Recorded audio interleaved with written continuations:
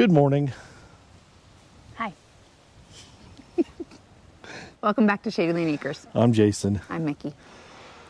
Last week it got chilly. Yeah, it did. One day's high was 40. Got into the 20s at night a couple times. Got our first frost. Got 2 freezes. And we do not have enough firewood for the winter. Not even close. We don't have any at all. Yeah. We burnt what little bit we did have. Now we need to get on it, because this week we'll probably have to have the fireplace, the little stove going every day. At least a little bit, just to take the chill off right now. It's not like we have to have it going crazy. We probably wouldn't have to have it as much if we didn't have our granddaughter with us this week. Yeah. And I don't like running the space heaters because that's just electricity we got to pay for. We don't really have much in the way of dry Seasoned wood. Yeah, seasoned wood. We do have lots of deadfall. If you watched last year's video, I kind of talked about how we're using it. We have this big old tree here. It's been dead for a long time. It's pretty gnarly. I'm hoping there'll be a couple weeks of wood out of this. I never know till I get them down and see how rotten they are. The problem we have is that there's about 2 dozen ways this is going to go wrong trying to fell this tree, and we're not even really sure how we're going to do it yet. But we want to get it down today and split. What we've been doing this year, trying to do anyway, is when we're splitting, I try to split for the week and split just as much for next year so it can dry. Because we do have a big pile of wood for firewood, but it's not dry enough to burn yet. So if I can get that split, then I'll have next year's supply hopefully ready before this winter's even over. Yeah, next year we're solid on wood. Well, if we get that all split. The goal was to split that this spring and let it dry spring and summer. But like everything around here, we just never seem to have the time.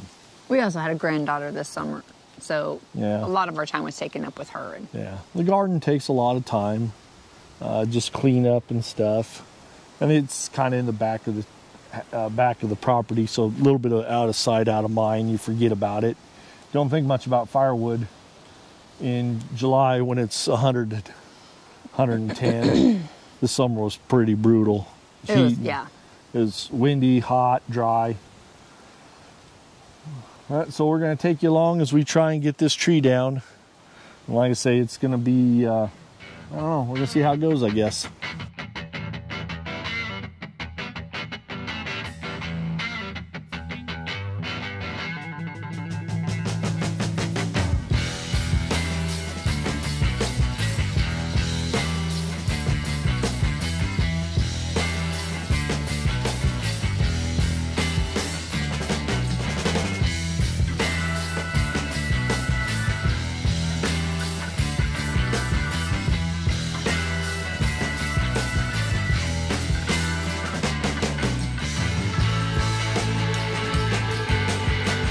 Well, that was the part that worried me. I just didn't know if they were going to kick funny when they fell, you know, and swing back into us. Heck, I didn't know if the chain car was going to stay up.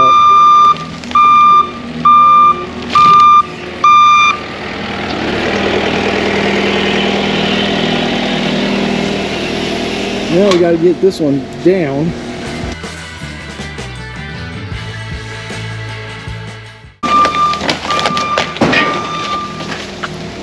Not gonna lie, thought that was gonna swing and hit me.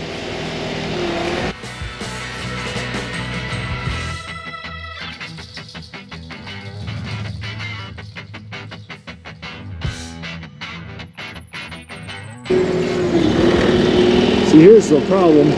When they hang up dead like this for so long, they do get a lot of rot in them. And that's not good firewood.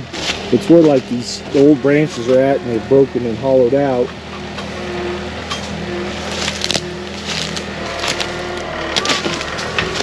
But looking on this end, there's some good wood in there. I mean, it's just a branch, it's not the trunk. So hopefully out of this whole thing we'll get some decent wood. I don't know what she's doing now. Oh, she doesn't like that big old log we hadn't cleaned up yet.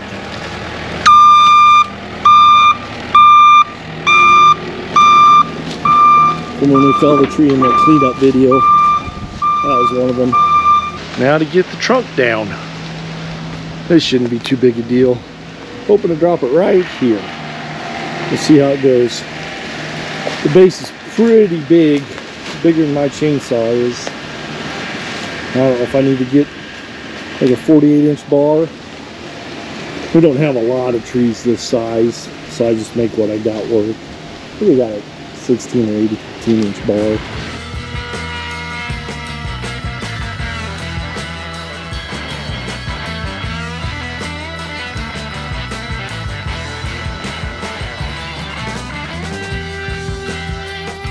I don't know if you saw me jump there for a second, but when you're doing trees like this, especially, like I said, this tree's probably been dead for 10 years, maybe 20.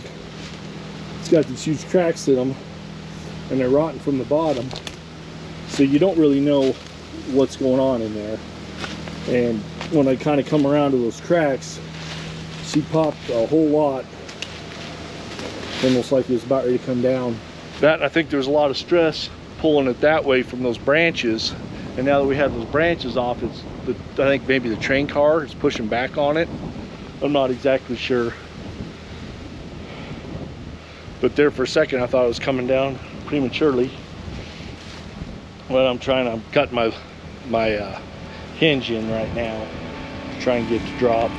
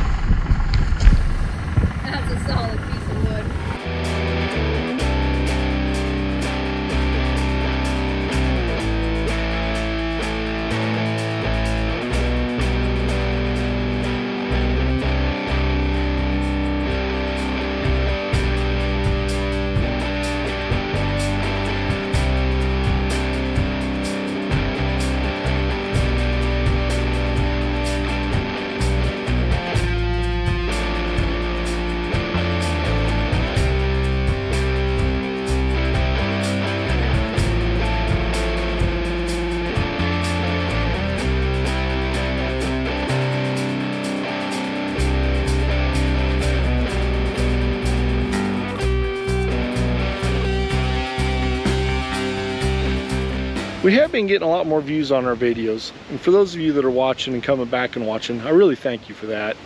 It is nice to see people are enjoying them, or hopefully enjoying them.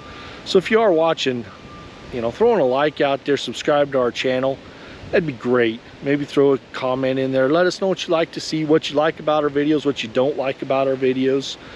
You know, I'm always trying to improve them. I know they're pretty rough right now. I'm learning as I go. So any constructive criticism would be great. I would definitely take it to heart to know what to do to improve our videos and to make them more enjoyable for you guys. Now we've moved on to splitting. And I showed you this last year, our little wood splitter. Nothing fancy. I couldn't do it with an axe anymore. I couldn't keep up. I hurt myself pretty bad. I was out for, I don't know, 2 months. And we do have a lot of, this is the wood I was talking about earlier that we have. It's just not dry yet. I thought it'd be dry even just sitting. I guess I should have known better. And this was a couple weeks ago I split this. It only took a couple hours, if that. So we got her sitting there drying. Hopefully it'll be ready for next year. It might even be ready later this year. I'm still not real happy with our splitting situation. It just makes a mess. Like I say, eventually I'd like to get it all under a lean. I want to put a lean-to on both sides of that building, about 10-15 foot out. One to park trailers and boat and stuff under so that it isn't getting in the sun and the leaves on it. And then making, we could stack the wood under the lean-to also to keep it from getting rained on and help it dry out faster, I think.